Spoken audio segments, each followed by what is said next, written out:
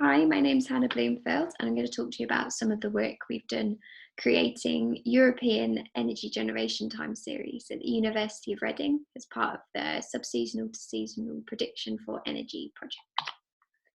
So why do we need really long time series of data? Well, we know energy systems are rapidly changing to meet climate mitigation targets. So metered data from previous years might contain large trends, and it means that past year's data are a lot less useful as they're less relevant for the current system setup. Climate variability is also extremely important to account for. So year-to-year variations in weather can cause very large differences in power system modelling results. An example here shows that over the course of a 40-year period, annual mean capacity factors over GB can vary from 23 up to 38%, which would have large impacts on power system modelling results. So to make very long data sets of demand, wind and solar power, we use reanalysis data. So if you're not familiar with this term, reanalysis can be thought of as a weather model which is run including all past observations. The gaps in this are then filled using a technique called data assimilation, and the result is a complete gridded record of weather data over many years. You can kind of visualize this as a puzzle where your missing pieces are where you don't have observations, but through looking at all the surrounding grid squares, you can work out what that puzzle piece should look like. So we've used two different reanalysis data sets, ERA5 and MERRA2, both from different weather centres.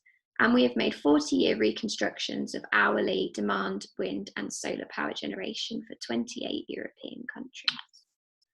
So examples of these reanalysis data sets in action, a couple of published ones below. One thing you can look at is how different system variables might respond to increasing renewable generation, which is what's happening on the left. We can see that through only using 1 year of data to look at how something like baseload capacity might change, we get quite a large uncertainty in the results. Whereas through using 35 to 40 years of data, you get much more certainty about the range of possible responses you can see.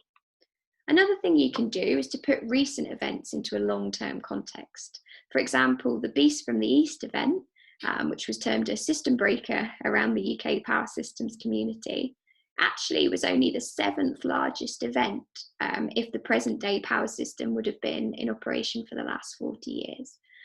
So through the reanalysis, you can give some context to previous things that have happened. Long data sets are really crucial to assess the impacts of climate variability on power system operation. I've very quickly given you an overview of some data sets we've made here. The models all include a power system setup similar to 2017, but they're readily adaptable to changing the amount of renewable generation you might want represented on request. The data is all available from the Research Reading Data Repository, so please contact me if you've got any more questions. Thank you.